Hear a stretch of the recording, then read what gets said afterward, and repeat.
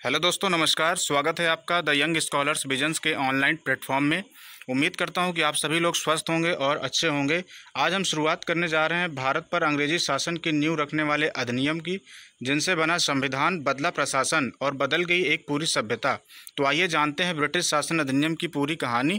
और कहानी को शुरू करने से पहले एक छोटी सी रिक्वेस्ट है, यदि आप हमारे वीडियो पर अभी नए आए हुए हैं तो हमारे चैनल को सब्सक्राइब कीजिए, वीडियो को लाइक कीजिए तथा अपने दोस्तों को ज़्यादा से ज़्यादा शेयर कीजिए ताकि उनके भी रिवीजन को मजबूती मिल सके।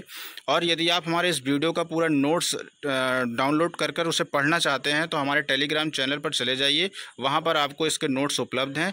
और यदि हमारे टेलीग्राम चैनल का लिंक आपको चाहिए तो वीडियो के डिस्क्रिप्शन में दिया गया हुआ है, डिस्क्रिप्शन से आप टेलीग्राम चैनल को ज्वाइन कर सकते हैं और इस नोट्स को प्राप्त कर सकते हैं। तो चलिए बिना देरी किए शुरुआत करते हैं ब्रिटिश शासन अधिनियम की पूरी कहानी और देखते हैं इसके विस्तृत विवरण को। आइए देखते हैं।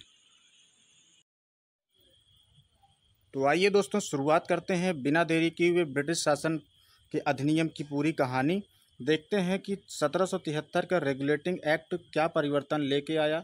उसके बाद पिट्स एक्ट 1784, फिर आता है एक नया एक्ट 1793 का, फिर 4 चार्टर्ड एक्ट आते हैं। इन सब की हम पूरी स्टोरी को समझते हैं और परीक्षा के दृष्टिकोण से इन एक्ट में क्या क्या चीज़ें महत्वपूर्ण है, हमें क्या चीज़ें समझना है, वो उसको हम देखते हैं। तो चलिए बिना देरी के शुरुआत करते हैं प्रशासनिक ढांचा की।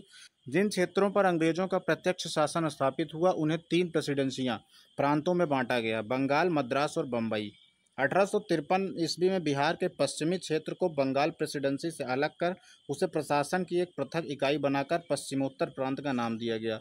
प्रारंभ में ब्रिटिश क्षेत्रों का प्रशासन पूर्णतया कंपनी के हाथों में था, परंतु कालांतर में इस पर ब्रिटिश सरकार का नियंत्रण स्थापित हो गया। ठीक है, अब हम देखते हैं 1773 का रेगुलेटिंग एक्ट। कुशासन के कारण बंगाल में बृहद स्तर पर अव्यवस्था फैल गई थी, अतः ब्रिटिश संसद को बाध्य होकर के ईस्ट इंडिया कंपनी के मामलों की जांच करनी पड़ी, जिससे ज्ञात हुआ कि कंपनी के उच्च अधिकारी बड़े पैमाने पर भ्रष्टाचार में लिप्त थे। उस समय कंपनी वित्तीय संकट में थी तथा उसने ब्रिटिश सरकार से 10 लाख पाउंड का ऋण मांगा था। देखिए, इसको हम समझते हैं कि कुशासन के कारण बंगाल में बृहद स्तर पर अव्यवस्था फैल गई। ये कंपनी जो प्रशासक का काम करने लगी भारत में, उनके कुछ ऐसे अधिकारी थे जो इन्हीं भारतीय राजाओं से या फिर जो बीच के मीडिएटर होते थे उनसे उपहार वगैरह लेकर के कंपनी के कार्यों की ओर कम उनका रुझान रहता था और राजनीतिक गतिविधियां ज़्यादा रहती थी। इसकी वजह से क्या हुआ कि कंपनी दिवालिया होने के कगार पर आ गई। उसके पास सारा पैसा ख़त्म हो गया। क्यों? क्योंकि वो अपना ज़्यादातर पैसा युद्ध में, लड़ाई में यहाँ पर जो है यूज़ कर देती थी। तो जब उसके पास पैसा नहीं रहा तो उसने जो है ब्रिटिश सरकार से 10 लाख रुपए ऋण की मांग की। लेकिन अब ब्रिटिश गवर्नमेंट जब 10 लाख रुपए ऋण इनको देगी, उसके बदले उसको भी कुछ ना कुछ चाहिए।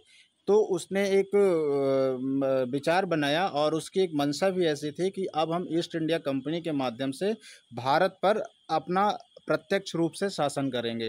प्रत्यक्ष क्या, हम अप्रत्यक्ष कह सकते हैं, क्योंकि अभी डायरेक्ट तो नहीं आए हैं, लेकिन हाँ, ईस्ट इंडिया कंपनी के माध्यम से वो अब यहाँ इस भारत को ऑपरेट करेंगे। और इसी ऑपरेट करने के लिए वो पहला एक्ट लेकर के आते हैं 1773 का। 1773 एक्ट में ब्रिटिश सरकार ने महसूस किया कि भारत में, देखिए वही चीज़ें हैं, भारत में कंपनी की व्यापारिक गतिविधियां पर नियंत्रण रखना जरूरी है, इसलिए 1773 ईस्वी में रेगुलेटिंग एक्ट बना। भारत के मामलों में ब्रिटिश सरकार का यह पहला प्रत्यक्ष हस्तक्षेप था। कंपनी के हाथों से राजनीतिक सत्ता छीन लेने के उद्देश्य से ब्रिटिश सरकार का यह पहला कदम उठाया गया था।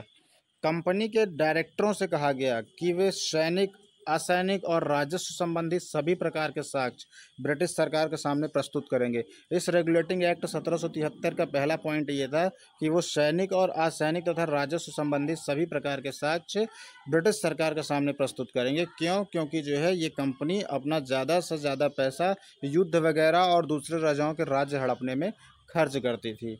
तो इसीलिए जो है ब्रिटिश सरकार ने ये पाबंदी लगा दी कि अब आप सैनिक, असैनिक और राजस्व संबंधी सभी प्रकार के जो साक्ष्य हैं वो प्रत्येक ईयर हमारे पटल पर रखेंगे। इस एक्ट के अंतर्गत यह एक प्रशासनिक ढांचा तैयार करने की विशेष व्यवस्था की गई। कंपनी की कलकत्ता की फैक्ट्री का अध्यक्ष बंगाल का गवर्नर होता था। अब उसे कंपनी के अधीन सभी भारतीय क्षेत्रों का गवर्नर जनरल बनाया गया। मद्रास और बम्बई के गवर्नर उसके अधीन काम करने लगे। ठीक है, governor of Bengal governor general of Bengal बना। ठीक है। और जो पहले इसके गवर्नर जनरल बने 1773 रेगुलेटिंग एक्ट के माध्यम से, वो वारेन हेस्टिंग थे, और ये वही वारेन हेस्टिंग है जो बंगाल के गवर्नर थे। अब इनको पूरे जो है पूरे जो है जो प्रेसिडेंसियां हैं सभी का जो है गवर्नर जनरल बना दिया गया। उस प्रेसिडेंसियों के जो गवर्नर थे वो इनके अधीन कार्य करने लगे। गवर्नर जनरल की मदद के लिए 4 सदस्यों की एक कमेटी बनाई गई, एक काउंसिल बनाई गई। ठीक है, उसकी मदद के लिए जो है 4 सदस्यों की एक काउंसिल थी। उसके बाद हम देखते हैं न्याय व्यवस्था के लिए इस एक्ट के अंतर्गत 1774 ईस्वी में कलकत्ता में एक सर्वोच्च न्यायालय की स्थापना की गई। सुप्रीम कोर्ट की इस्टेब्लिशमेंट कहाँ से शुरू होती है, मतलब सुप्रीम कोर्ट का गठन कैसे हुआ, यदि उसकी हम एक प्रेरणा देखें या फिर उसका हम एक देखें कि उसका स्रोत क्या है, तो ये 1773 के रेगुलेटिंग एक्ट से ही एक स्रोत निकल के आता है कि सुप्रीम कोर्ट का गठन जो है, जो 1773 का रेगुलेटिंग एक्ट आया था उसमें ये बात कही गई थी। और एक साल बाद जो है कलकत्ता में सर्वोच्च न्यायालय की स्थापना हुई, जिसके प्रथम जज एलिजा एम्पे थे। ये प्रश्न बार बार पूछे जाते हैं प्रश्न में कि 1773 रेगुलेटिंग एक्ट के द्वारा स्थापित पहला सुप्रीम कोर्ट या फिर एक सर्वोच्च कोर्ट जो कलकत्ता में स्थापित हुआ था, उसके प्रथम जज कौन थे? तो जज जो थे वो एलिजा एम्पे थे। इसको कहते हैं सर एलिजा एम्पे थे, क्योंकि सर वगैरह बोलने की प्रथा वही ब्रिटिश में है ना। तो 1773 में हमने क्या देखा, बंगाल में शासन सुधारने के लिए पहला प्रयास किया गया, जिसके तहत 1773 का रेगुलेटिंग एक्ट आया। गवर्नर ऑफ बंगाल को गवर्नर जनरल ऑफ बंगाल बनाया गया। वारेन हेस्टिंग पहले गवर्नर जनरल बने। सुप्रीम कोर्ट की एक स्थापना होती है 1773 के रेगुलेटिंग एक्ट के माध्यम से, जो कि 74 में उसकी स्थापना होती है कलकत्ता में। ईस्ट इंडिया कंपनी की गतिविधियों पर ब्रिटिश सरकार का नियंत्रण अब यहीं से आरंभ होता है। फिर उसके बाद आता है पिट्स इंडिया एक्ट 1784। इस एक्ट के माध्यम से कंपनी के व्यापारिक एवं राजनीतिक क्रियाकलापों को अलग कर दिया गया। मतलब board of control and board of director अब 2 भागों में बंट गया। यह अधिनियम कंपनी द्वारा अधिगृहीत भारतीय राज्य क्षेत्रों पर ब्रिटिश ताज के स्वामित्व के दावे का पहला वैधानिक दस्तावेज था। व्यापारिक क्रियाकलापों को कंपनी के निदेशक के हाथों में यथावत रखते हुए राजनीतिक क्रियाकलापों को नियंत्रण के अधीन, मतलब बोर्ड ऑफ डायरेक्टर जो थे वो व्यापारिक कंपनियां देखते थे, और जो बोर्ड ऑफ कंट्रोल था वो राजनीतिक क्रियाकलाप को देखता था और उस पर नियंत्रण रखता था। पर्यवेक्षण हेतु तो इंग्लैंड में एक 6 सदस्यीय नियंत्रण मंडल जो कि बोर्ड ऑफ कंट्रोल की स्थापना की गई, आप देख ही रहे हैं, है ना। ये था हमारा पिट्स इंडिया एक्ट। तो पिट्स इंडिया एक्ट में कुछ खास नहीं था, बस एक ही चीज़ें इसमें दिखती हैं कि अब कंपनी को 2 भागों में बांटा गया, एक बोर्ड ऑफ कंट्रोल और एक बोर्ड ऑफ डायरेक्टरी।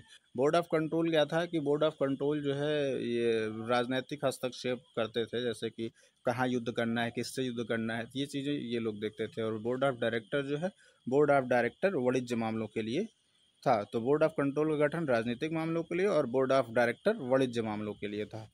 कंपनी और ब्रिटिश सरकार के बीच दोहरी सरकार की स्थापना ये मानी जाती है, जिसको कहते हैं dual government, 1784 Pitt's India act के द्वारा। ठीक है, आइए देखते हैं 1813 का आता है, हालांकि इससे पहले 1793 का भी है, थोड़ा सा ये उसको भी समझ लेते हैं।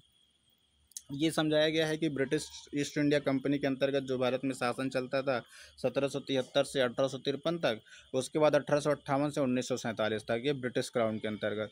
तो ये 1773 से 1853 तक जो ब्रिटिश ईस्ट इंडिया कंपनी के माध्यम से जो यहाँ पे चीज़ें ऑपरेट होती थी, ये उसका टाइम पीरियड है और उसके रेगुलेटिंग एक्ट है। लेकिन जब 1857 में क्रांति होती है, उस क्रांति ने जो है पूरे ब्रिटिश गवर्नमेंट को हिला के रख दिया, और भारत में जितने भी गवर्नर जनरल और इसके बड़े बड़े अधिकारी वगैरह थे सब एकदम त्रस्त हो गए। सेनापति वगैरह जो थे सब एकदम त्रस्त हो गए। उनको लगा कि शायद अब अगर बदलाव नहीं लाएंगे तो भारतवासी जितने हैं यहाँ के जो स्वतंत्रता सेनानी वो सब हमको मार के भगा देंगे।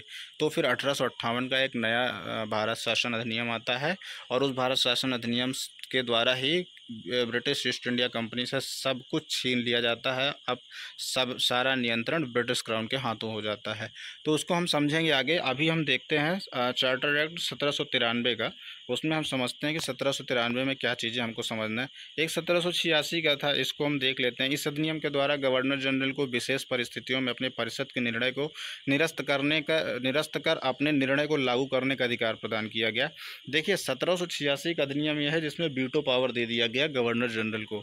इस अधिनियम में गवर्नर जनरल को प्रधान सेनापति की शक्तियां प्रदान की गई। वीटो का मतलब ये होता है कि यदि 4 कमेटी है, 4 लोगों की सदस्यता है, तो उसमें किसी भी केस में यदि 2 लोग जो है एक पक्ष में है और 2 व्यक्ति एक पक्ष में है, तो अब निर्णय किधर जाएगा, ये मामला फिर अब गड़बड़ हो रहा है। तो इसीलिए उसको, जो गवर्नर जनरल था, उसको वीटो पावर दिया गया कि यदि 2 लोग एक तरफ हैं और 2 एक हैं, तो 2 में से आपका जिस तरफ वोट रहेगा उसी को जो है माना जाएगा। तो इसमें इनको वीटो पावर दिया गया 1786 में, है ना। तो ये भी इम्पोर्टेंट है, कभी कभी पूछ लिया जाता है, ये चीज़ें आप ध्यान रखिएगा। 1786 अधिनियम का जो वीटो पावर वाली बात है, ये अक्सर पूछा जाता है परीक्षा में। इस अधिनियम के द्वारा गवर्नर जनरल को विशेष परिस्थितियों में अपने परिषद के निर्णय को निरस्त करने का अधिकार और अपने निर्णय को लागू करने का अधिकार प्रदान किया गया, है ना। आइए देखते हैं 1793 का चार्टर एक्ट। इस चार्टर एक्ट के माध्यम से कंपनी के अधिकारों को 20 वर्षों के लिए बढ़ा दिया गया है। फिर आता है 1793 का एक्ट, जिसमें कंपनी को जो है अभी 20 साल तक यहाँ पे और व्यापार करें या शासन करें, उसको बढ़ा दिया जाता है। और इस एक्ट में नियंत्रक मंडल के सदस्यों को भारतीय राजस्व से वेतन देने की व्यवस्था की गई। तो प्रश्न पूछ लिया जाता है कि ब्रिटिश शासन अधिनियम का वह कौन सा एक्ट है जिसके द्वारा भारतीय राजस्व से वेतन देने की व्यवस्था की गई, किसको, नियंत्रक मंडल को। तो कौन सा एक्ट है, 1793 का चार्टर एक्ट है। फिर आते हैं 1813 का, ये इम्पोर्टेंट है, इसको आपको समझना है। इस एक्ट के द्वारा भारत में कंपनी के व्यापारिक एकाधिकार को समाप्त करके कुछ प्रतिबंधों के साथ समस्त अंग्रेजों को भारत से व्यापार करने की खुली छूट मिल गई। कंपनी का चाय एवं चीन के साथ व्यापार पर एकाधिकार बना रहा। अब इसको थोड़ा सा समझ लेते हैं, बच्चे इसी में कंफ्यूज हो जाते हैं। समझना ये है कि इस एक्ट के द्वारा भारत में कंपनी के एकाधिकार, यानी कि जो व्यापारिक एकाधिकार था, उसको समाप्त कर दिया गया। मतलब कि यूरोप से अब यहाँ पे ईस्ट इंडिया कंपनी के सिवा, या इंग्लैंड से इंग्लैंड कहते हैं, यूरोप नहीं कहेंगे, इंग्लैंड से सिर्फ भारत में ईस्ट इंडिया कंपनी ही नहीं व्यापार करेगी, अपितु और भी कंपनियां यहाँ पे आकर के व्यापार कर सकती हैं। जो 1813 का चार्टर एक्ट लाया गया था, उसमें ये बदलाव किया गया। पहले क्या था कि व्यापारिक एकाधिकार था कि सिर्फ ईस्ट इंडिया कंपनी ही इंग्लैंड से यहाँ पे काम करेगी, यहाँ पे व्यापार करेगी, उसके सिवा और कोई भी कंपनियाँ इंग्लैंड से यहाँ पे व्यापार नहीं कर सकती हैं। लेकिन 1813 का जो चार्टर एक्ट आता है, उसमें जो है इनके व्यापारिक एकाधिकार को समाप्त कर दिया गया। परंतु ईस्ट इंडिया कंपनी का चाय के साथ व्यापारिक एकाधिकार बना रहेगा और चीन के साथ व्यापार पर एकाधिकार बना रहेगा। ये लोग चीन को भी उपनिवेश बनाए थे, उसको भी गुलाम किए हुए थे, ये बहुत खतरनाक लोग थे। तो चाय पर इनका एकाधिकार बना रहा और चीन के साथ एकाधिकार बना रहा व्यापार करने के लिए। 1813 के चार्टर एक्ट में ये बातें बताई गई हैं। फिर आता है कि भारतीय राजस्व से व्यय करने के लिए नियम एवं पद्धतियां बनाई गई। इस चार्टर ने कलकत्ता, बम्बई और मद्रास की सरकारों द्वारा बनाई गई विधियों का ब्रिटिश संसद द्वारा अनुमोदन किया जाना अनिवार्य बना दिया गया। हालांकि 1773 में जो रेगुलेटिंग एक्ट आया था, वो सेम चीज़ें इसमें भी कही गई हैं, लेकिन उसमें अनिवार्य नहीं थी, अब इसमें अनिवार्य कर दिया गया। अब जो है धीरे धीरे और सुधार करने लगा ब्रिटिश सरकार ने, जो है अब पूरा जो है उसको दबाव बनाना शुरू कर दिया ईस्ट इंडिया कंपनी पर। फिर जब इसके बाद 20 साल के बाद एक नया चार्टर एक्ट आता है, 1813 का था। फिर इसके 20 साल के बाद एक नया चार्टर एक्ट आएगा 1833 का। तो आपने अभी 1793 में पढ़ा था कि 20 वर्षों के लिए बढ़ा दिया गया, तो 1813 में भी जो है 20 वर्षों के लिए बढ़ा दिया गया, ठीक है ना। तो 1813 में हम लोगों ने क्या पढ़ा, ईस्ट इंडिया कंपनी का व्यापारिक एकाधिकार समाप्त हो गया, लेकिन चाय और चीन के साथ व्यापारिक एकाधिकार बना रहा। मिशनरियों को भारत में आने की अनुमति दी गई थी 1813 में ही मिशनरियों को भी भारत में आने की अनुमति दी गई थी। और एक पॉइंट था इसमें कि शिक्षा के लिए ये लोग 1 लाख प्रतिवर्ष अनुदान देंगे भारत को, है ना। तो भारत पर शिक्षा के लिए जो है वो 1 लाख प्रतिवर्ष अनुदान देंगे, जिससे यहाँ की शिक्षा व्यवस्था सुधरे। हालांकि 1 लाख रुपए में कुछ होता नहीं था, लेकिन अब समाज में इनको अपना वो भी तो दिखाना था कि भाई ये प्रशासन कर रहे हैं इंडिया पर, तो इंडिया वालों की सहानुभूति तो चाहिए इनको। तो इन्होंने जो है एक नियम ला दिया कि हम प्रतिवर्ष 1 लाख रुपए आपकी शिक्षा पे खर्च करेंगे। तो इतने पॉइंट थे, इतने पॉइंट को आपको ध्यान रखना है ना। तो पॉइंट इसमें मेंशन्ड है, जो नहीं है वो मैंने अलग से बता दिया है। अब आइए देखते हैं 20 साल के बाद जो नया आता है 1833 का चार्टर अधिनियम। इसने बंगाल के गवर्नर जनरल को भारत का गवर्नर जनरल बना दिया, जिसमें सभी नागरिक एवं सैन्य शक्तियाँ निहित थी। इस अधिनियम के द्वारा कंपनी का चाय व चीन के साथ व्यापार भी अब प्रतिबंधित हो गया। 1813 में क्या था कि चाय और चीन के साथ इन पर ईस्ट इंडिया कंपनी का व्यापारिक एकाधिकार था, लेकिन 1833 का जो चार्टर अधिनियम आता है वो चाय और चीन के साथ जो व्यापारिक एकाधिकार था, जो मोनोपोली थी, उसको ख़त्म कर दिया, है ना। अब जो है हर कोई कंपनी आकर के या कोई भी कंपनी इंग्लैंड से आकर के भारत में व्यापार कर सकती है, चाय के लिए भी और चीन में भी जाके वो व्यापार कर सकती है। ये 1833 का चार्टर अधिनियम था, पहला पॉइंट। दूसरा क्या था कि जो गवर्नर जनरल बंगाल के हुआ करते थे, अब वो भारत के गवर्नर जनरल होने लगे, है ना। अब एक चीज़ और इसमें बदल गई। तो जब इसमें भारत का जो गवर्नर जनरल है, अब वो जो बंगाल का गवर्नर जनरल है, अब वो भारत का गवर्नर जनरल बना, लेकिन वो पहले गवर्नर जनरल कौन थे? तो लॉर्ड विलियम बेंटिक थे, जो भारत के पहले गवर्नर जनरल थे। और ये वही लॉर्ड विलियम बेंटिक है जिन्होंने सती प्रथा को बंद कराया था, राजा राम मोहन के प्रयासों के द्वारा, नियम 17 के तहत, है ना। तो ये सब चीज़ों को देखना है। अगले पॉइंट को देखते हैं। इस अधिनियम में मद्रास और बम्बई के गवर्नरों को विधायिका संबंधी शक्ति से वंचित कर दिया गया। देख लीजिए। भारत के गवर्नर जनरल को पूरे ब्रिटिश भारत में विधायिका के असीमित अधिकार प्रदान कर दिए गए। इसके अंतर्गत पहले बनाए गए कानूनों को नियामक कानून यानी कि रेगुलेटरी लॉज कहा गया, और नए कानून के अंतर्गत बने कानूनों को अधिनियम कहा गया। इस अधिनियम की सबसे महत्वपूर्ण धारा 87 थी, जिसके द्वारा जाति वर्ण के आधार पर सरकारी पदों पर चयन में भेदभाव समाप्त कर दिया गया। देखिए, लॉर्ड विलियम बेंटिक जो है, इन्होंने बहुत अच्छा काम किया था। ये भारत में कुछ ऐसी कुप्रथा थी जिसको इन्होंने बंद किया, लेकिन इसी कुप्रथा ने एक क्रांति को भी जन्म दिया था। इसी कुप्रथा को बंद करने की वजह से एक क्रांति का जन्म होता है, जिसको हम कहते हैं सन 1857 की क्रांति।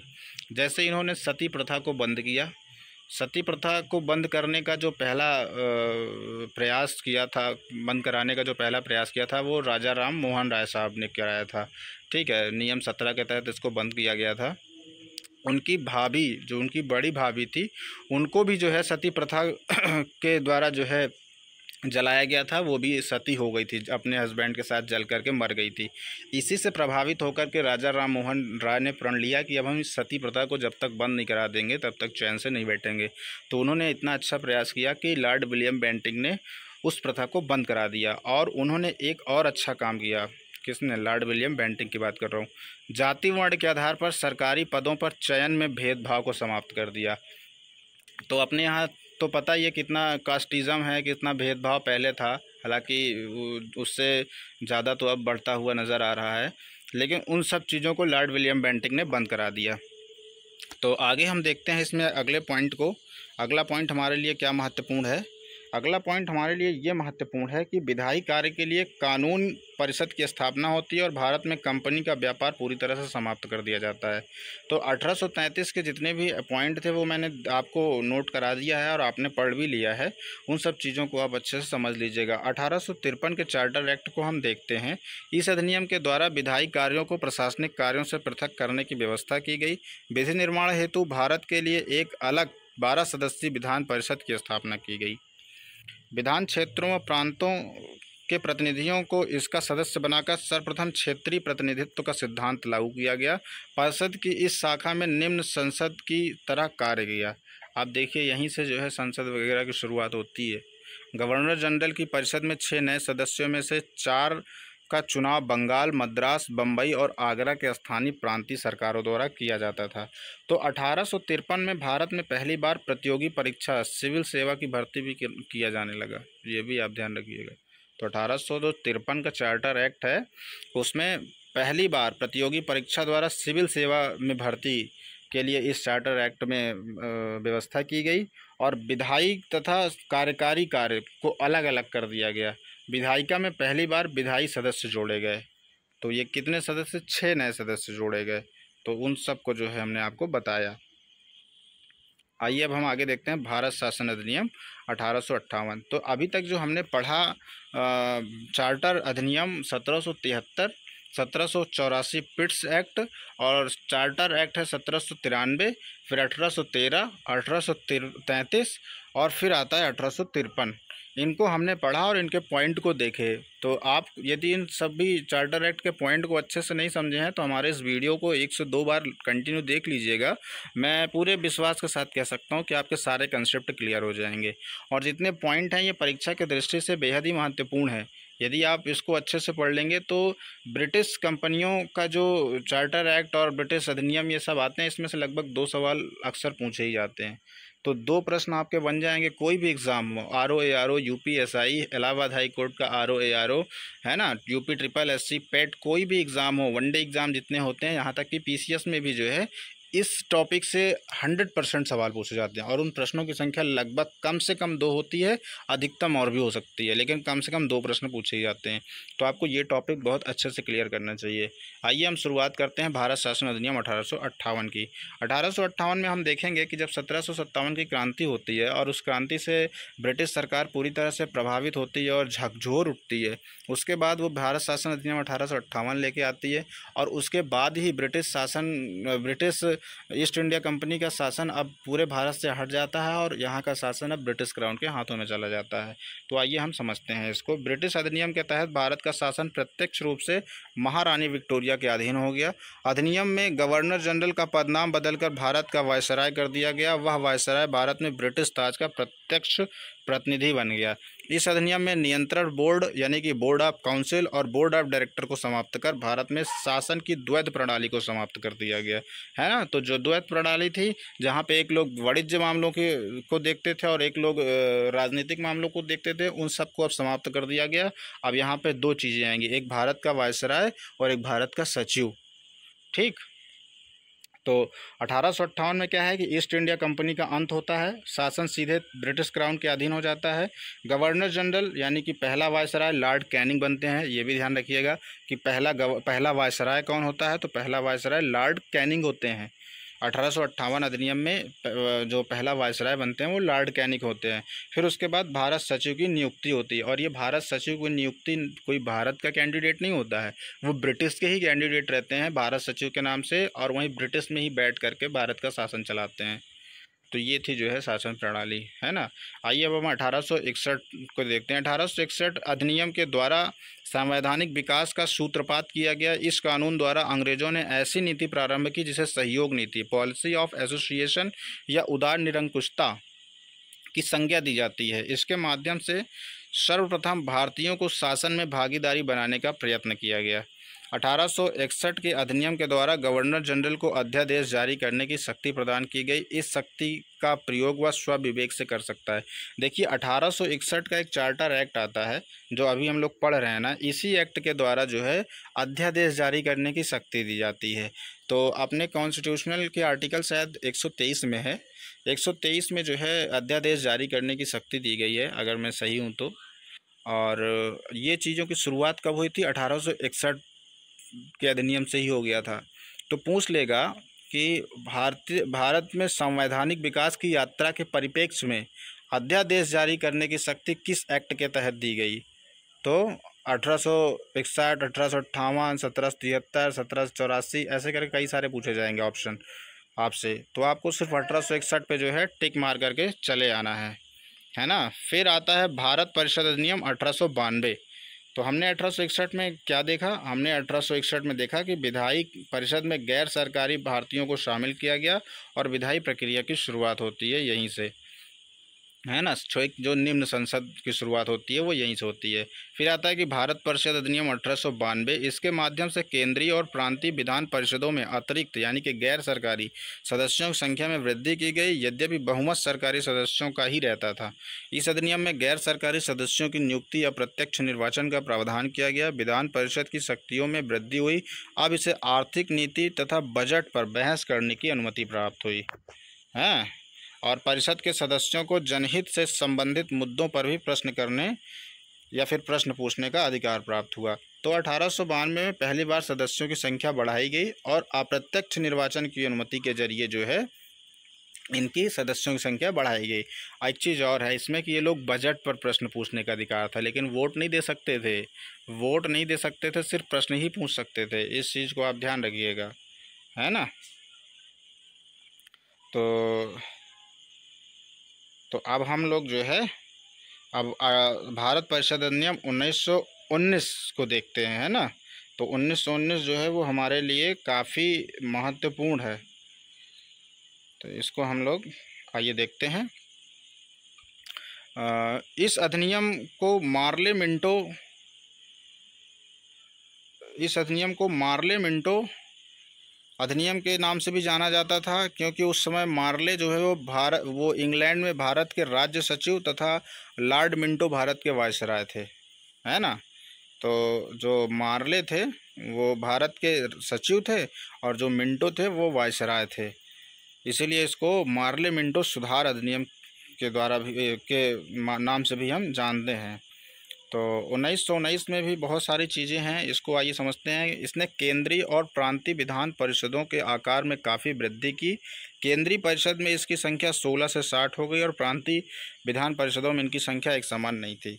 तो 1919 में क्या हुआ कि सांप्रदायिक विभाजन की शुरुआत यहीं से हुई थी, पार्लियामेंटो सुधार अधिनियम से ही। हाँ, और मुसलमानों के लिए पृथक निर्वाचन प्रणाली की भी शुरुआत यहीं से हुई थी 1919 से। विधान परिषदों की संख्या और अधिकारों में वृद्धि भी हुई। तो सांप्रदायिक विभाजन की शुरुआत हुई, जिसमें से मुसलमानों के लिए पृथक निर्वाचन प्रणाली की व्यवस्था की गई, है ना। किस अधिनियम से? 1919 अधिनियम से। और विधायी परिषद की संख्या और अधिकारों में वृद्धि की गई। उसके बाद हम समझते हैं 1919, ये बेहद इंपॉर्टेंट है। 1919, 1909 और 1919 तो बेहद इंपॉर्टेंट है। 1919 ईस्वी में 1919 ईस्वी के अधिनियम को मॉन्टेग्यू चेम्सफोर्ड कहते हैं, क्योंकि इस अधिनियम के जन्मदाता भारत सचिव मॉन्टेग्यू और भारत के गवर्नर जनरल चेम्सफोर्ड या फिर भारत के वायसराय कह सकते हैं, चेम्सफोर्ड थे। यह अधिनियम ब्रिटिश सरकार द्वारा सुधारों का एक और तथाकथित प्रयास था। 20 अगस्त 1917 को भारत सचिव लॉर्ड मॉन्टेग्यू ने एक घोषणा की जिसमें भविष्य के सुधारों की ओर संकेत किया। तत्कालीन समय में सुधारों की मांग, होम रूल आंदोलन, प्रथम विश्व युद्ध आदि कारणों से यह अधिनियम पारित किया गया। इस अधिनियम के आधार पर प्रांतों में आंशिक रूप से उत्तरदायी सरकार की स्थापना की गई और इस अधिनियम से प्रांतों में द्वैध शासन प्रणाली की व्यवस्था की गई। तो द्वैध शासन प्रणाली की व्यवस्था किस अधिनियम के द्वारा की गई? वो 1919 अधिनियम के द्वारा। और सांप्रदायिक निर्वाचन प्रणाली की बात की जाए तो 1909 के अधिनियम के द्वारा, है ना, जिसमें मुसलमानों के लिए पृथक निर्वाचन प्रणाली की व्यवस्था की गई। लेकिन यदि जो है द्वैध शासन की व्यवस्था की जाए तो 1919। लेकिन ये द्वैध शासन कहाँ था? प्रांतों में था। इस चीज़ को आप नोट करिएगा। जो मैं कह रहा हूँ उसको आप समझिए कि इस अधिनियम से प्रांतों में द्वैध शासन प्रणाली स्थापित हुई। लेकिन अगर केंद्रों में द्वैध शासन प्रणाली कब स्थापित हुई पूछ लिया जाए तो आपको 1935 बताना है। प्रांतों में 1919 और केंद्रों में 1935, है ना। तो इस अधिनियम के द्वारा केंद्र में द्विसदनात्मक विधायिका स्थापित की गई, अर्थात केंद्रीय विधान परिषद का स्थान राज्य परिषद एवं विधानसभा वाले द्विसदनात्मक विधानमंडल ने ले लिया। तो 1919 में महत्व क्या है कि द्वैध शासन की शुरुआत कहाँ पर? प्रांतों में। और प्रांतों में द्वैध शासन लागू हुआ। रिजर्व एंड ट्रांसफर्ड, कुछ इनके पास होते थे अधिकार और कुछ जो है ये वहाँ के जो स्थानीय शासक होते थे उनको ये ट्रांसफ़र कर देते थे, है ना। केंद्र में द्विसदनीय विधायिका की शुरुआत, विधायिका में भारत की भागीदारी बढ़ी। तो ये सारी चीज़ें जो है आपको समझना है। केंद्र में जो द्वैध शासन आता है वो 1935 का है। ये चीज़ें आप ध्यान रखिएगा। तो इसमें यही बच्चे कंफ्यूज हो जाते हैं कि जब द्वैध शासन की बात आती है तो 1919 को टिक मार के चले आते हैं। लेकिन यदि प्रांतों में द्वैध शासन की बात आए तो आप 1919 को टिक कीजिए। लेकिन यदि आपको केंद्र में द्वैध शासन की बात पूछी जाए तो आपको जो है 1935 बोलना है। फिर आते हैं हम भारत शासन अधिनियम, जो कि बहुत ही वेरी महत्वपूर्ण है। ये आपको बहुत ही अच्छे से सुनना है, समझना है। मैं आपको रिक्वेस्ट करूंगा फिर से कि आप पूरे कंसंट्रेट के साथ इसको सुनिएगा कि भारत शासन अधिनियम 1935 की क्या देन है। तो पहला देन यह है कि अखिल भारतीय संघ की स्थापना 1935 अधिनियम के तहत ही होता है। राज्यों में द्विसदनीय शासन व्यवस्था का प्रारंभ भी जो है 1935 में होता है। संघीय न्यायालय का प्रावधान भी जो है 1935 में होता है। इंग्लैंड में भारत परिषद की समाप्ति भी 1935 से होती है। रिजर्व बैंक की स्थापना भी 1935 अधिनियम के तहत होती है। लोक सेवा आयोग की स्थापना भी 1935 अधिनियम के तहत होती है। भारत में बर्मा को अलग किया गया, ये भी जो है 1935 अधिनियम के तहत होता है। और सांप्रदायिक प्रतिनिधित्व का विस्तार जो किया गया वो भी 1935 अधिनियम के तहत होता है। केंद्र में द्वैध शासन प्रणाली का आरंभ 1935 और प्रांतों में द्वैध शासन का आरंभ 1919, है ना। इस चीज़ों को ध्यान रखिएगा। प्रांतों में स्वायत्तता एवं द्वैध शासन प्रणाली की समाप्ति। देखिए, जहाँ पर 1919 में प्रांतों में द्वैध शासन था, वो अब 1935 में प्रांतों में द्वैध शासन की समाप्ति करके केंद्र में द्वैध शासन प्रणाली का प्रारंभ किया इन्होंने। तो इसमें मुख्य प्रावधान क्या था कि संघीय शासन प्रणाली का प्रस्ताव हुआ, हालांकि लागू नहीं हो सका था। और प्रांतों में पूर्णतः स्वायत्तता यानी कि प्रोविंशियल ऑटोनॉमी हो गई। और फेडरल कोड की स्थापना 1937 में भी की गई। केंद्र और प्रांतों के विषय का विभाजन, यह अधिनियम सबसे लंबा और विस्तृत है, आपको पता ही है। आइए इसको थोड़ा और देखते हैं अगर इसमें है तो, नहीं तो हम ऐसे वर्बली आपको समझा देंगे। देखिए है, इसमें है ना, इसमें है कि ब्रिटिश क्षेत्रों के विस्तार के साथ साथ भू राजस्व वसूली की राशि भी बढ़ती गई। भू राजस्व कंपनी की आय का सबसे बड़ा स्रोत हो गया। इस आय का एक बड़ा हिस्सा कंपनी सरकार को भेंट करती थी। और 1767 ईस्वी से कंपनी को प्रत्येक वर्ष 40 है कि 4 लाख है 4 लाख पाउंड ब्रिटिश सरकार के खजाने में जमा करने पड़ते थे। गवर्नर जनरल वॉरेन हेस्टिंग 1772 ईस्वी में बंगाल में द्वैध शासन व्यवस्था को समाप्त करके फार्मिंग सिस्टम यानी कि इजारेदारी प्रथा का प्रारंभ भू राजस्व की वसूली के लिए किया। और फार्मिंग सिस्टम के अंतर्गत कंपनी किसी क्षेत्र या जिले के भू क्षेत्र से राजस्व वसूली की जिम्मेदारी उसे सौंपती थी जो सबसे अधिक बोली लगाता था। तो देखिए, इजारेदारी प्रथा, महलवाड़ी और जमींदारी, इन तीनों प्रथाओं को हम आगे चर्चा करेंगे और एकदम डिटेल में बताएंगे कि इसका मतलब क्या होता है। अक्सर लोग कंफ्यूज रहते हैं कि इजारेदारी प्रथा क्या है, महलवाड़ी क्या है और जमींदारी प्रथा क्या है ना। ऐसे छोटी सी अगर ऐसे हम लाइटली बता दें तो महलवाड़ी वो होता था कि मतलब महलवाड़ी मतलब गांव का एक व्यक्ति प्रमुख होता था। उसको जो है सभी लोग अपने यहाँ जो भी अन्न वगैरह उगाते थे उसमें से जो उसका एक निश्चित कर था, उसमें उस निश्चित कर को सूरज डूबने से पहले उसके यहाँ पहुँचा देना था। और यदि ऐसा नहीं होते पहुँचाते थे तो जितना उगाए हैं सबका सब वही ले लेते थे। इसको हम डिटेल में बताएंगे आपको, इजारेदारी प्रथा, जमींदारी प्रथा और महलवाड़ी प्रथा, है ना। तो ब्रिटिश कालीन भू राजस्व व्यवस्था में आपको ये देखिए, जमींदारी प्रथा जिसको अस्थाई बंदोबस्त कहते थे, फिर आता है रैयतवाड़ी, फिर आता है महलवाड़ी। तो अस्थाई बंदोबस्त, जमींदारी प्रथा, अस्थाई अस्थाई बंदोबस्त, जमींदारी प्रथा। एक सेकंड थोड़ा होल्ड करिएगा, है ना, देख लेते कौन बुला रहा है।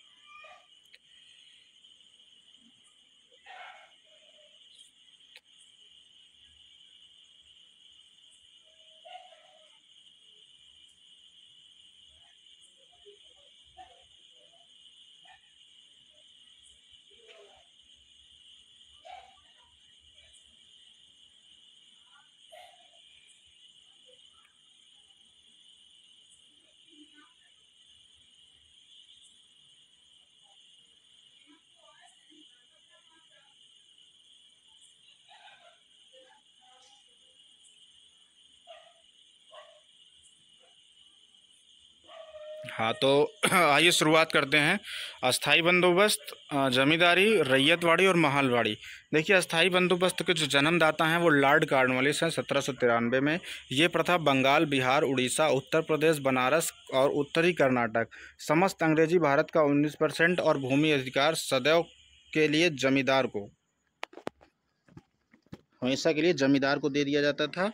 और ब्रिटिश सरकार को राजस्व देने की जमींदारी या जिम्मेदारी जो है वो जमींदार की होती थी। तो इसका मतलब ये हुआ कि जो लॉर्ड कॉर्नवालिस से थे उन्होंने 1793 से ही जो है जमींदारी प्रथा को शुरुआत की, जिसको हम कहते हैं कि अस्थाई बंदोबस्त।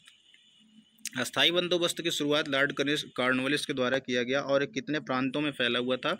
बंगाल, बिहार, उड़ीसा, उत्तर प्रदेश, बनारस, उत्तरी कर्नाटक और समस्त अंग्रेजी भारत थी। मतलब वहाँ पे पूरा हुकूमत जो है वो ब्रिटिश का ही चलता था। और भूमि अधिकार सदैव के लिए जमींदार को दिया गया, मतलब भूमि जो है वो जमींदार की रहेगी। ब्रिटिश सरकार को राजस्व देने की जिम्मेदारी भी जमींदार की थी। देखिए, यही होता है कि इन सब क्षेत्रों में, जैसे उत्तर प्रदेश हुआ, उत्तरी कर्नाटक, बंगाल, बिहार, उड़ीसा, इन सब क्षेत्रों में जो जमींदार पहले के थे उनके पास आज के टाइम में भी बहुत सारे खेत हैं। क्यों? खेत का मतलब जो ज़मीन होता है, ज़मीन का एक टुकड़ा, उनके पास अभी भी है। क्योंकि जब भूमि सुधार अधिनियम आता है आफ्टर फ्रीडम, आज़ादी के बाद जो है, जब भूमि सुधार कुछ नियम लाए जाते हैं विनोद विनोद भावे और ऐसे इन लोगों के प्रयासों के द्वारा, तो जो अधिनियम लाया जाता है तो उसमें इतनी ज़्यादा इन लोगों के पास ज़मीन होती थी कि सरकार उसमें से कम यदि अपने पास रिज़र्व की तो 70%, 30% तो तब पर भी तो इन्हीं लोगों के पास में थी। किसी के पास यदि 100 बीघे खेत हैं, 100 बीघे खेत हैं, तो 100 बीघे में से सरकार ने 70% रिजर्व कर लिया। 30 बीघा खेत तो इन्हीं का हो गया। अब 30 बीघा खेत इनको फ्री फंड में मिला, तब से लेकर के आज तक ये 30 बीघा खेत इन्हीं के पास है और उसी 30 बीघा के मालिकाना हक हैं और अपने आप को बहुत जो है विशिष्ट और बहुत ही धनवान समझते हैं, जो कि इनका मेहनत का नहीं है, मेहनत का नहीं है। ये जमींदारी प्रथा में इनको दिया गया था। उस समय के अंग्रेज़ों की चाटुकारिता करते थे, तो जमींदारी प्रथा के तहत इनको ज़मीन दे दी गई और ये एक एजेंट के रूप में काम करने लगे। अंग्रेज़ों के एजेंट के रूप में इनको ले आके टैक्स देते थे, अंग्रेज़ों को टैक्स देते थे, जिसके बदले में इनको जो है एजेंट बने रहने का अधिकार दिया गया। तो जमींदारी प्रथा को भी हम समझ लेते हैं कि जमींदारों की भूमि का स्वामी मान लिया गया। जमींदारों को सरकार को एक निश्चित राजस्व देना होता था या अस्थायी नहीं था, कभी बढ़ाया जाता था। किसान जमींदारों के अधीन हो गए और उन्हें कर देना पड़ता था। यदि कोई जमींदार सरकार को तय लगान न दे पाए तो उसकी ज़मीन नीलाम कर दी जाती थी। इसका उद्देश्य क्या था? सरकार को एक निश्चित और अस्थायी आय सुनिश्चित करना था, इसलिए जमींदारी प्रथा लाई गई थी। प्रभाव इसका क्या पड़ा कि जमींदार वर्ग समृद्ध होता चला गया। जैसे मैंने आपको भी बताया, समृद्ध होता चला गया और अभी भी समृद्ध वो है। किसानों की निश्चित दयनीय, उनकी स्थिति जो है वो दयनीय हो जाती है। शोषण, बेदखली और अत्यधिक कर देने की वजह से वो टूट जाते हैं। और कृषि में सुधार के लिए जमींदारों ने कोई निवेश नहीं किया। मतलब कृषि में उपज कितनी हो रही है या उसमें क्या समस्याएं आ रही हैं, इसको जो है जमींदार नहीं देखते थे। सिर्फ उनको टैक्स से संबंधित चीज़ें समझ में आती थी, वो टैक्स लेने से मतलब रखते थे। फिर आता है रैयतवाड़ी। टॉमस मुनरो इसके जन्मदाता हैं। 1820 में बम्बई, मद्रास और असम समस्त अंग्रेजी भूमि, ब्रिटिश प्रशासन भी वहीं पर था और भूमि का मालिक किसान होता था। ब्रिटिश सरकार को राजस्व देने की जिम्मेदारी किसान की होती थी और कर की दर जो है 33% से लेकर के 55%। आप सोचिए कि अगर किसी के पास जो है एक बीघे का खेत है, तो एक बीघे में यदि जो है 10 क्विंटल गेहूँ उगाया जा रहा है, तो उस 10 क्विंटल में से लगभग 33 यानी कि 3 कुंटल, 3.5 कुंटल हम मान के चलते हैं कि लगभग 3.5 कुंटल जो है ये कर के रूप में देते थे सरकार को या अंग्रेज़ों को, और बाकी का इनका होता था। अब बाकी का जो होता था वो उसमें से जितना उन्होंने इन्वेस्ट किया उसका खर्च निकाल दो। इससे इनकी बहुत स्थिति खराब ही होती चली गई। इस सब से कोई सुधार नहीं आया, लेकिन इससे सुधार यदि आया किसी को तो अंग्रेज़ों को आया, क्योंकि उनकी इनकम बहुत बढ़ी और उनके साथ साथ जमींदारी प्रथा में जो है जो जमींदार होते थे उन जमींदारों की भी जो है स्थिति सुधरी। फिर उसके बाद आता है क्या कहते हैं, महालवाड़ी, जो कि विलियम बेंटिंग के द्वारा शुरुआत किया गया था 1833 में। उत्तर प्रदेश, मध्य प्रांत और पंजाब, ये मध्य प्रांत मतलब मध्य प्रदेश की बात हो रही है, इसको ध्यान दीजिएगा। समस्त भूमि का 30% और भूमि पर गांव यानी महाल का अधिकार था। मैंने बताया कि गांव महाल मतलब होता है गांव। ब्रिटिश सरकार को राजस्व देने की जिम्मेदारी समस्त गांवों के मुखिया की थी और कर का जो परसेंटेज था वो 60% तक था। ये उससे भी खतरनाक व्यक्ति था। सुधार तो उसने कुछ किए, लेकिन पैसा कमाने में 1% भी रियायत नहीं बरती, 60% तक कर लगा दिया। बताइए, कोई 10 क्विंटल गेहूँ उगा रहा है तो 6 क्विंटल गेहूँ तो उसी को दे देगा, बचेगा 4 क्विंटल। 4 क्विंटल में उसमें इन्वेस्टमेंट में ही निकल जाएगा लगभग 3 क्विंटल। 1 क्विंटल कैसे खाएगा वो? इसका प्रभाव ये पड़ता है कि पारंपरिक अर्थव्यवस्था का विखंडन, कृषकों की दरिद्रता और कृषि में ठहराव तथा अवनति और पुराने जमींदारों का उन्मूलन तथा नए जमींदारों का उदय, कृषि का वाणिज्यीकरण। अब मैं आपको बता दूं, आप यहाँ पे थोड़ी सी चीज़ों को देखिए और अपने माइंड का यूज़ करिए। लॉर्ड कॉर्नवालिस ने 1793 में ये प्रथा ले आई थी। टॉमस मुंडो ने 1820 में लाया था और विलियम बेंटिंग ने 1833 में लाया था। ये सारी चीज़ें 1857 की क्रांति के पहले की हैं। 1857 की क्रांति को जन्म देने का एक कारण ये भी होता है कि कृषि वर्ग के जो लोग थे, जो कृषक थे, उनकी स्थिति इतनी ज़्यादा दयनीय हो गई थी, वो इतना ज़्यादा परेशान हो गए थे इन अंग्रेज़ों से और ज़मींदारों से कि वो सोच रहे थे कि कोई हमारी अगुवाई करने वाला हो तो हम इनके खिलाफ़ जो है आंदोलन करना शुरू कर दें। तो हाँ, ये 1857 की क्रांति के प्रारंभ होने का एक कारण ये भी है ना। तो ये चीज़ें हम लोगों ने देखा। और रैयतवाड़ी में आपको पता ही है कि मद्रास और असम और बर्मी इलाकों में ये लागू हुआ था, और इन्हीं की वजह से जो है किसानों में दरिद्रता आई। तो इन तीनों प्रणाली ने किसानों की स्थिति खराब कर दी थी। हालांकि रैयतवाड़ी प्रणाली में किसान मालिक था, पर कर दरें इतनी अधिक थी कि वह कर्ज में डूब जाता था। समझ रहे हैं। तो ये सब चीज़ें थी और इसको हमने आपको समझा दिया। पूरे चार्टर एक्ट बताए, भारत शासन अधिनियम बताया, और इसमें क्या क्या पॉइंट इंपॉर्टेंट है वो चीज़ें बताया।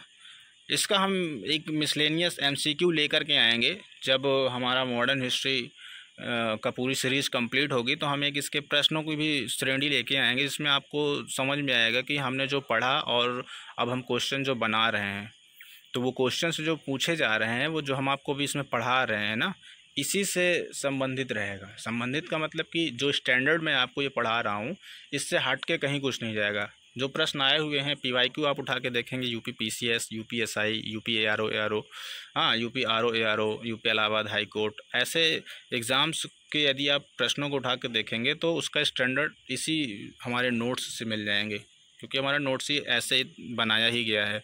तो चलिए, तब तक के लिए हम अभी अपनी वाणी को विराम देते हैं और मिलते हैं अगले वीडियो में। और एक छोटी सी रिक्वेस्ट है, यदि आप हमारे वीडियो को अभी भी लाइक नहीं किए हैं और चैनल को सब्सक्राइब नहीं किए हैं, तो हमारे चैनल को सब्सक्राइब कर लीजिए तथा अपने दोस्तों को ज़्यादा से ज़्यादा शेयर कीजिए, ताकि उनके रिवीजन को मजबूती मिले। हमारा उद्देश्य सिर्फ इतना है कि आपके रिवीजन को मजबूती तथा आपके जो कंसेप्ट क्लियर नहीं, उन कंसेप्ट को क्लियर करना और एक पूरी स्टोरी आपके दिमाग में सेट करना है। पढ़ाई उस तरह करिए जो पढ़ने में मज़ा आए, है ना कि पढ़ाई को सिर्फ ऊपर से पढ़ा और उसके बाद कुछ समझ में आया, कुछ नहीं समझ में आया, बस हमने पढ़ लिया।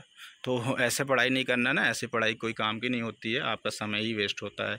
तो चलिए, तब तक के लिए धन्यवाद। मिलते हैं अगले वीडियो में। ध्यान रखिए अपना, स्वस्थ रहिए, मस्त रहिए। जय हिंद।